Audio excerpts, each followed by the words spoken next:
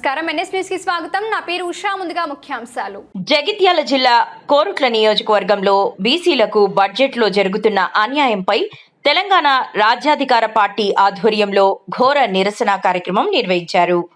రాష్ట్ర ప్రభుత్వం బీసీ వర్గాల అభివృద్ధికి తగిన నిధులు కేటాయించకుండా ఖాళీ హామీలతో కాలం గడుపుతోందని నాయకులు ఆగ్రహం వ్యక్తం చేశారు. ఈ కార్యక్రమానికి రాష్ట్ర కార్యదర్శి ఆకుల హనుమండ్లు నాయకత్వం వహించగా ఆయన మాట్లాడుతూ బీసీలపై జరుగుతున్న అన్యాయం ఇక సహించబోమని హెచ్చరించారు.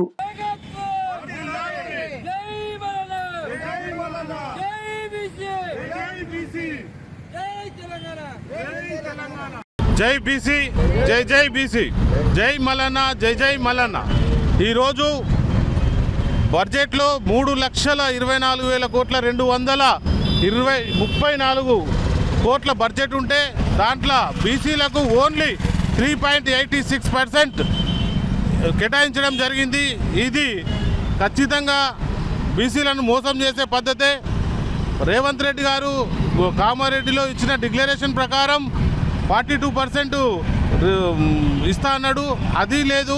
ఆఖరికి 20,000 కోట్ల రూపాయలు బీసీలకు కేటాయిస్తా అన్నాడు, అది లేదు. దాన్ని తుంగలో తొక్కిండ్లు. అలాగే ఈరోజు 60% ఉన్న బీసీలకు కేవలం 12,500 చిల్లర కోట్లు కేటాయించడం బాగా అన్యాయం. ఈ అన్యాయాన్ని ఇప్పటికైనా అరికట్టాలి, లేకుంటే బీసీలందరం ఒకటై ఈ ప్రభుత్వాన్ని గద్దె దించుతాం. ఎందుకంటే 10% లేని మా ఓసీల మంత్రుల్లో ఒక 30-40% బడ్జెట్ ఏమో వాళ్ళ చేతుల్లో ఉంది. అంతా 60% ఉన్న బీసీలకు 10% కూడా మంత్రులకు కేటాయించడం లేదు బడ్జెట్లో. ఇది అంకెల గారెడి చేస్తుళ్ళు, బీసీలను మోసం చేస్తుళ్ళు, బీసీ మంత్రులను మోసం చేస్తుళ్ళు. క్యాపిటల్ ఉన్న సంపదను సృష్టించేది కూడా మొత్తం బీసీలమే.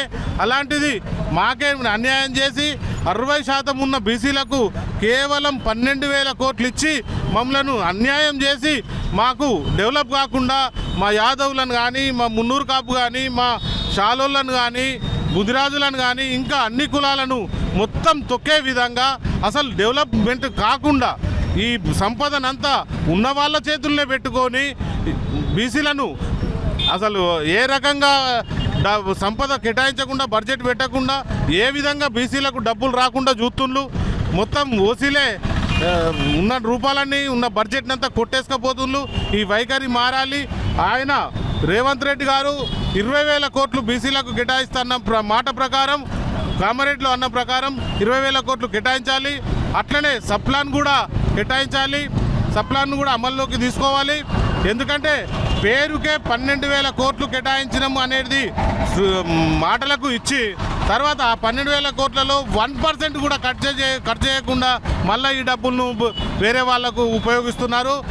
ఏ విధంగా బీసీలకు కేటాయించడం లేదు. మిగతా అన్ని వర్గీకరణలకు అందరికీ ఇస్తున్నారు. అలాగే ఓసీలకైతే లెక్కలేనంత డెవలప్మెంట్ కానీ, క్యాపిటల్ కోసం కానీ, పెట్టుబడుల కోసం కానీ ఇలా ఓసీ మంత్రుల చేతుల్లో 42% ఎబో బడ్జెట్ సంపద అంతా వాళ్ళ చేతిలో ఉన్నది. వాళ్ళ ఇష్టం ఉన్నట్టు ఖర్చు పెట్టుకుంటారు.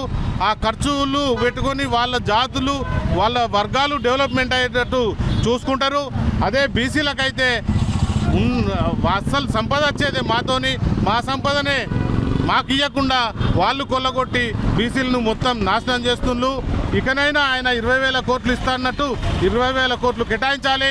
లేకుంటే మా మల్లన్న గారు కాబోయే సీఎం 1,00,000 కోట్లు బీసీలకు 1,00,000 కోట్లు బడ్జెట్లో కేటాయించి బీసీలకు కొబ్బరికాయలకు నీళ్ళు వచ్చినట్టు తీసుకొచ్చి ఎట్లన్నా ప్రజలకు న్యాయం చేసేటట్టు, బీసీలందరికీ న్యాయం చేసేటట్టు మా కాబోయే సీఎం మల్లన్న గారు చేస్తారని ఈ ప్రెస్ నోటు ముఖంగా తెలియజేస్తున్నాను.